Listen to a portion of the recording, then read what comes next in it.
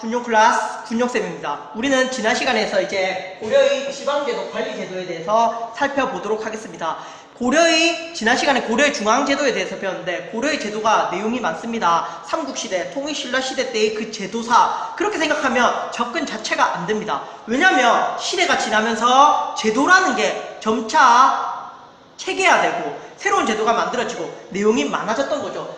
지난 시간에 배웠던 고려의 중앙제도 같은 경우도 당나라의 삼성육부 제도를 수용했다. 그런데 고려는 삼성이 아니라 이성이었다. 그리고 고려는 또 육부의 순서도 달랐다. 이호의 병형공이 아니라 이병호 형예공 순이었다. 이런 것들 기억이 나시죠? 또 고려의 중서문화성, 상서성, 그리고 이병호 형예공, 그리고 중추원, 어사대, 삼사, 도병마사, 식목도감, 이런 각각의 기관들이 어떤 역할을 담당했는지 이런 것들까지 여러분들이 기억을 하셔야 할 겁니다. 자, 오늘 배울 지방제도, 그리고 관리등용제도, 토지제도, 이런 것들도 사실 내용이 많습니다. 최대한 짧게 해보겠습니다. 아시겠죠? 자, 고려의 지방제도는 5도 양계 경기로 이루어져 있습니다. 자, 3개로 이루어져 있죠. 3개. 5도 양계 경기. 최초에 성종 시기에 최승로라는 사람이 지난 시간에 배웠죠. 시무 28조라는 것을 건의해서 성종에게 지방관을 파견해달라라고 얘기한 적이 있습니다. 이때 최초의 지방제도로 12국이라는 게 설치가 됐다가 점점 자리가 잡혀서 5도 양계 경기의 3가지 지방구역, 지방행정구역이 자리를 잡힙니다.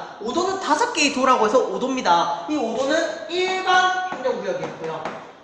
일반 행정구역. 자, 양계는요, 군사행정구역이었습니다. 군사행정구역. 그러니까 고려 북부 외적들이 쳐들어올 확률이 높겠죠. 그렇기 때문에 여기에 양계라는 것을 설치해서, 군사행정구역을 설치해서 언제든지 군사태세를 정비할 수 있도록, 적이 쳐들어왔을 때 막을 수 있도록 한 거고요. 경기는 말 그대로 수도권, 그러니까 고려의 수도가 개경, 그러니까 개성이었죠. 이 개성 주변을 경기로 삼았다. 5도에는요, 일반 행정구역이니까 일반 관리가 파견됐겠죠. 일반 관리인 안찰사가 파견됐고요. 양계는요, 군사 행정구역이니까 군사와 관련된 관리가 파견됐겠죠. 병마사, 이렇게 이런 관리가 파견돼서 지방을 다스렸다. 아시겠죠? 됐나요?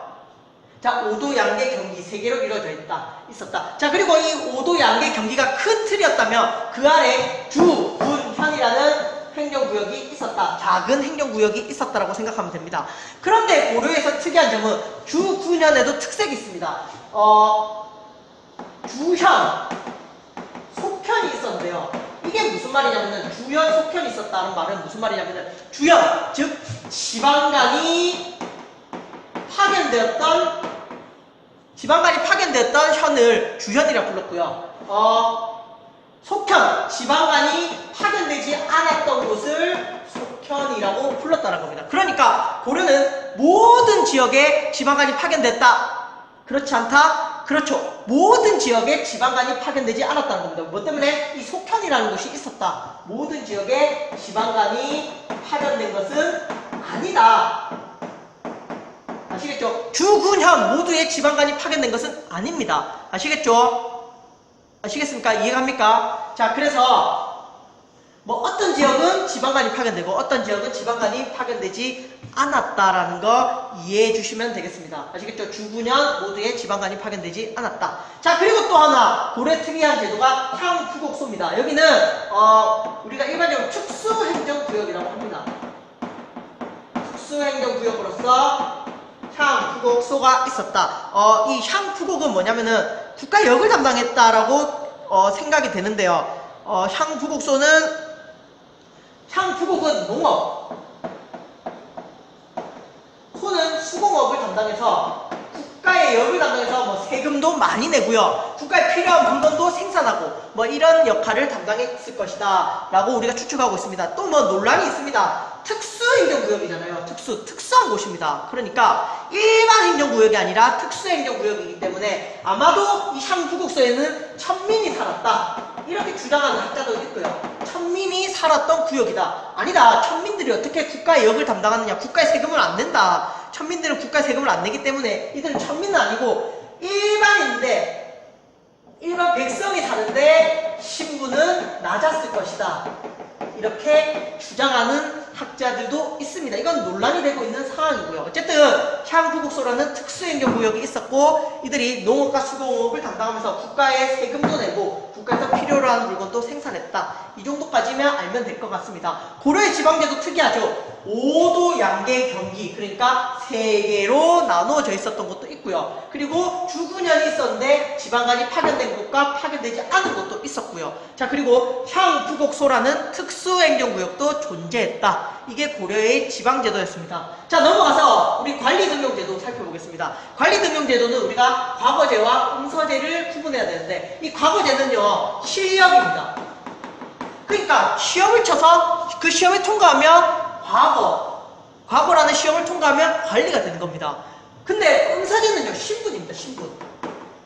이게 무슨 말이냐면은 우리 아버지가 혹은 우리 할아버지가 5품 이상의 고위 관료였다. 그러면 나이가 할아버지의 뒤를 이어서 관리에 진출할 수 있었다는 겁니다. 그러니까 응서제는 신분을 대표하고요. 과거제는 실력을 대표합니다. 아시겠죠? 이해갑니까? 자, 이 과거제에는 뭐 제술 명경으로 이어져 있는 제술과 명경가로 이어져 있는 문과 그리고요 문과 그리고 뭐 문과 그리고 승려를 뽑는 승과 그리고 기술가를 뽑는 잡과로 구성되어 있었다. 이렇게 살펴보면 되겠습니다. 아시겠죠? 문과, 승과, 잡과로 구성되어 있는 이 과거제 실력을 중시했다. 반면에 아버지 혹은 할아버지가 5품 이상의 관료면 자기가 관직에 진출할 수 있었다. 응서제라는 신분도 있었다. 아시겠죠? 자, 토지제도 마찬가지입니다. 전시가는요 관리가 되면 받는 것입니다. 관리가 되면 뭘 받았을까요? 수조권을 받았죠. 수조권은 제가 예전에 뭐라고 했습니까? 세금을 거둘 수 있는 권리. 그러니까 어떤 땅을 하사받아서 그 땅으로부터 세금을 수취하는 거죠. 백성들로부터. 자, 니는 국가에 세금 내는 것이 아니라 내한테 세금 내라. 내가 월급으로 너희에게 세금을 받겠다. 이게 수조권이었고요. 이 전시가는요 관리가 되었으면 받아야 했기 때문에 이것도 실력을 상징합니다. 실력. 그래서요 관리가 아니면 전시가를 받을 수 없어요. 그러니까 관직에서 물러나면 전시가는 반납을 해야 했습니다. 아시겠죠? 전시가는 관리가 안 되면 관직에서 물러나면 반납을 해야 했습니다. 반면에 보험자는요 신분을 상징합니다. 이것도 마찬가지입니다. 응서와 마찬가지로 5품 이상의 관직에 있으면요 이 고음전이 주어졌어요. 5품 이상의 관직에 있으면 고음전을 주어져서요 이것은 대대로 세습이 가능했습니다. 자, 이런 응서제와 고음전이 있기 때문에 고려사회는 귀족사회였다라고 주장하는 학자도 많습니다. 그래서 우리는 고려를 대체로 귀족사회라고 부릅니다. 왜? 응서제와 고음전 때문에요. 아시겠죠? 5품 이상의 관직이 있으면 관직도 받고요 고음전도 받았죠. 자, 그리고 대체로 이 5품 이상의 관직을 대대로 수행하면 귀족이 되었겠죠. 아시겠죠? 그래서 응서제와 고음전. 자, 그럼에도 불구하고 과거제와 전시가도 큰 영향력을 미치고 있었다. 고려사회. 아시겠죠? 과거제는 문과, 승과, 잡과로 구성되어 있었다. 뭐 요 정도로 하면 될 것 같습니다. 이 외에도 뭐 고려의 교육기관으로 국자감이 있었고 지방에는 향교가 있었다. 그리고 뭐 이런 다양한 제도들이 있는데 중요한 내용은 오늘 다 했습니다. 요 정도를 기억해 주시기 바랍니다. 자, 오늘 여기까지 하겠습니다. 자, 다 같이 따라 읽어봅시다. 5도 양계 경기, 주현 속현, 향, 부곡, 소. 과거제, 음서제. 전식과 공음전. 오도양계 경기 주현 속현 향, 부곡, 소. 과거제, 음서제. 전식과 공음전.